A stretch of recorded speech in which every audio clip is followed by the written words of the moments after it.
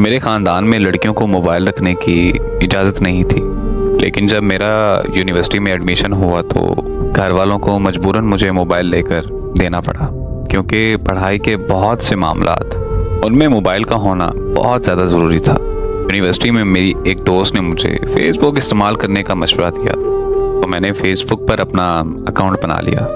मुझे वहाँ एक लड़के के रोज़ाना मैसेजेस आने लगे। मैंने उसे काफ़ी दिनों तक इग्नोर किया, लेकिन फिर भी उसके मुसलसल मैसेजेस आते रहे और फिर एक दिन यूँ हुआ कि मैं उससे बात करने लगी। बात करते करते हम बहुत अच्छे दोस्त बन गए। हम हर एक बात एक दूसरे से शेयर करते थे। वो लड़का मुझे बहुत अच्छा लगने लगा और इस तरह मुझे उससे बहुत ज़्यादा मोहब्बत भी हो गई। इससे पहले कि मैं उसे अपनी मोहब्बत का इजहार करती, वो अपने कज़न के साथ नारायण खगान घूमने चला गया। वहाँ सिग्नल्स का बहुत मसला था, इस वजह से हमारी बात बहुत ज़्यादा कम होने लगी और वैसे भी मैं उससे मिलकर अपने प्यार का इजहार करना चाहती थी। इसीलिए मैं उसकी वापसी का बड़ी ही शिद्दत से इंतज़ार करने लगी। उसने वापस आते ही मुझे कॉल की और कहने लगा कि मुझे मेरी मामू की बेटी से बहुत ज़्यादा मोहब्बत हो गई है और ये बात मैं तुम्हें सबसे पहले बता रहा हूँ क्योंकि तुम मेरी सबसे अच्छी दोस्त हो। उसकी ये बात सुनकर मैं बहुत ज़्यादा टूट गई। मेरे पास खामोशी के अलावा और कुछ नहीं बचा था। फिर वो अपनी कज़न के इश्क में मगन हो गया और मैं उसके हिज्र में पल पल तड़पने लगी और मरने लगी। हर वक्त बस अपनी तकदीर पर रोती रहती थी कि ये कैसी मोहब्बत है जिसमें मैं इजहार भी नहीं कर सकती।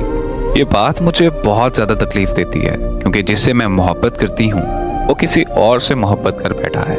उसे भी मेरी तड़प का शदीद एहसास होने लगा था, क्योंकि वो मुझे अक्सर कहने लगा कि तुम पहले जैसी नहीं रही, तुम्हारे अंदर कोई दर्द है जो तुम मुझसे शेयर नहीं कर पा रही। मैं हंसकर बात टाल देती कि नहीं, ऐसा कुछ नहीं है, बस आजकल मेरी तबीयत ठीक नहीं रहती।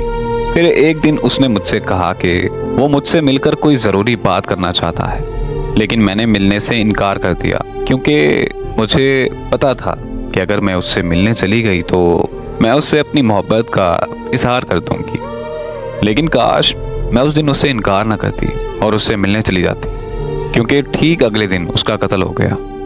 मुझे जब उसकी मौत की खबर मिली तो मेरे पैरों तले ज़मीन निकल गई। मुझे इतना गहरा सदमा मिला कि मैं कुछ दिनों तक अपने होशो हवास में ही नहीं आ सकी।